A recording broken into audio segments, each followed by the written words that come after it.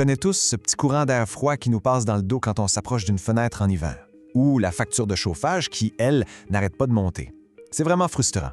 Mais la bonne nouvelle, c'est que c'est loin d'être une fatalité. Les fenêtres, c'est souvent le point faible de l'isolation, mais c'est aussi là où se cache un énorme potentiel pour plus de confort et d'économie. Heureusement, il existe une tonne de solutions pour régler ça une bonne fois pour toutes et c'est exactement ce qu'on va regarder ensemble aujourd'hui.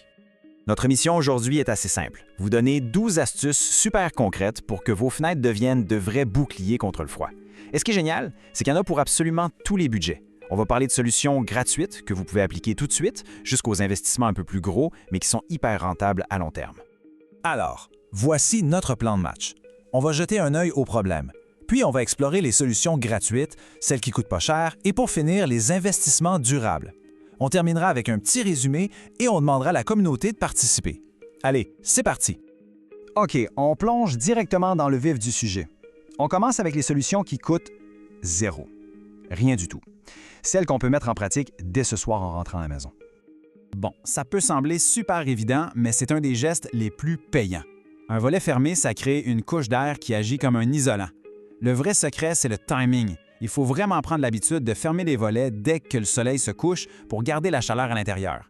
Et le matin, hop, on ouvre tout en grand pour laisser entrer le chauffage gratuit du soleil. Et pour vous donner une idée de l'impact, ce n'est pas rien. Selon l'ADEME, l'Agence de la transition écologique en France, fermer ses volets au bon moment peut réduire les pertes de chaleur par les fenêtres jusqu'à 60 %. C'est juste énorme pour une petite habitude qui prend à peine quelques secondes par jour. Alors ça, c'est l'astuce un peu secrète que peu de gens connaissent. Certaines fenêtres plus modernes, en PVC ou en aluminium, ont un réglage saisonnier. Ça vaut vraiment la peine d'aller vérifier si les vôtres ont cette petite fonction cachée. Comment ça marche au juste? Regardez sur le côté de votre fenêtre, là où il y a les points de verrouillage. Vous allez peut-être voir des petits galets en métal. En hiver, on peut prendre une simple clé Allen et tourner ce galet pour augmenter la pression. La fenêtre va se compresser beaucoup plus fort contre le joint, ce qui va bloquer tous les micro-courants d'air. C'est gratuit et ça prend littéralement 2 minutes. On passe maintenant aux solutions qui demandent un tout petit budget. On parle de quelques dollars, mais qui sont rentabilisées presque tout de suite, autant en confort qu'en économie sur la facture de chauffage. Si on passe la main autour du cadre d'une fenêtre et qu'on sent un petit filet d'air, le coupable, c'est presque toujours un joint qui est usé. La solution est super simple et pas chère du tout, le calfeutrage. On trouve facilement en quincaillerie des rouleaux de joints adhésifs en mousse ou en caoutchouc. On nettoie bien le cadre, on colle le nouveau joint et voilà, le tour est joué. En hiver, on met de côté les petits voilages tout fins. Les rideaux thermiques, eux, ont une doublure spéciale qui crée une vraie barrière isolante. Ils empêchent le froid qui vient de la vitre de se répandre dans la pièce et ils gardent la chaleur à l'intérieur.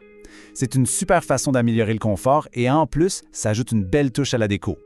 Pour ceux qui ont encore du simple vitrage, cette astuce-là est carrément géniale. C'est un film de plastique transparent qu'on vient coller sur le cadre de la fenêtre. Et là, la magie opère. Avec un séchoir à cheveux, on chauffe le film, il se tend et devient presque invisible. Ça crée une lampe d'air qui imite le principe du double vitrage. Fini la sensation de mur froid et ça réduit beaucoup la condensation. Ici, on a deux grands classiques. Le bon vieux boudin de fenêtre qu'on place sur le rebord intérieur, c'est parfait pour bloquer les courants d'air qui passent en dessous. Et le papier bulle, bon, d'accord, ce n'est pas ce qu'il y a de plus chic, mais pour une fenêtre de salle de lavage ou de garage, c'est d'une efficacité redoutable. On vaporise un peu d'eau sur la vitre, le papier bulle colle tout seul et chaque bulle devient une petite poche d'air isolante. Des fois, le problème ne vient pas de la fenêtre elle-même, mais de la jonction entre le cadre et le mur. Pour les petites fissures, un tube de mastic acrylique fait parfaitement l'affaire. Pour des trous plus gros, la mousse expansive, ça fait des miracles. En bouchant ces ouvertures, on coupe une source majeure de gaspillage d'énergie. Bon, après les petites réparations et les astuces rapides, passons aux solutions plus costauds. Ce sont des investissements, c'est sûr, mais c'est pour une solution radicale et à très long terme. L'élément le plus important, c'est le vitrage. Passer du simple au double vitrage, c'est littéralement le jour et la nuit. On peut réduire les pertes de chaleur de 30 à 50 %. Le principe est simple, on a deux vitres qui sont séparées par une couche d'air, ou encore mieux, de gaz argon qui est encore plus isolant. Le triple vitrage, lui, est surtout pour les climats vraiment très froids. Si on n'a pas de volets ou que les nôtres sont très vieux, installer des volets roulants modernes est un super investissement. Les modèles d'aujourd'hui, en PVC ou en aluminium, ont des lames remplies de mousse isolante. Une fois fermés, ils forment une barrière très efficace contre le froid, en plus d'améliorer la sécurité de la maison. On pense souvent au vitrage, mais le cadre de la fenêtre est tout aussi important. Remplacer de vieux cadres par des modèles performants en PVC, en bois ou en aluminium à rupture de pont thermique, c'est une étape essentielle pour une isolation vraiment complète et efficace. C'est certain que ces gros travaux peuvent faire un peu peur côté budget. Mais il faut savoir qu'il existe souvent des aides financières gouvernementales pour encourager les rénovations énergétiques.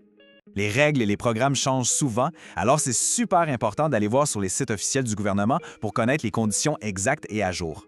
Et souvent, pour être éligible, il faut faire affaire avec des artisans certifiés. Et voilà, ça fait le tour de nos 12 stratégies pour en finir avec les fenêtres qui nous gèlent. Pour conclure, récapitulons les points principaux qu'on a vus.